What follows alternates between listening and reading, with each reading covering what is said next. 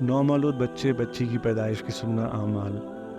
بچہ بچی کی پیدائش کے بعد غسل دینا، کسی بزرگ اللہ والے سے بچہ یا بچی کی تہنیک کروانا، کھجور کو باریک کر کے یا میٹھی چیز بچے کے منہ میں اندر تالو پر ملنا، بچہ بچی کے داہنے کان میں اذان دی جائے اور بائیں کان میں اقامت دی جائے۔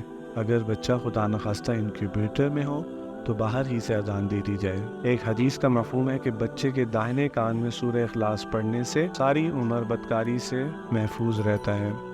بچے کے پیدا ہونے کے 7ویں دن عقیقہ کرنا، لڑکی کی جانب سے 1 جانور اور لڑکے کے لیے 2 جانور ذبح کرنا۔ اگر عقیقہ 7ویں دن نہ ہو تو اگلے 7 دن، پھر اس سے اگلے 7 دن، اس حساب سے عقیقہ کرنا۔ نومولود کے سر کے بال کاٹنا اور بالوں کو ہم وزن چاندی یا چاندی کے بقدر رقم صدقہ کرنا۔ عقیقے کے دن سر منڈانے کے بعد بچے کے سر پر زعفران لگانا۔ بچہ یا بچی کا اچھا سا نام رکھنا۔ لڑکا اگر صحت مند ہو تو اس کا ختنہ کروانا۔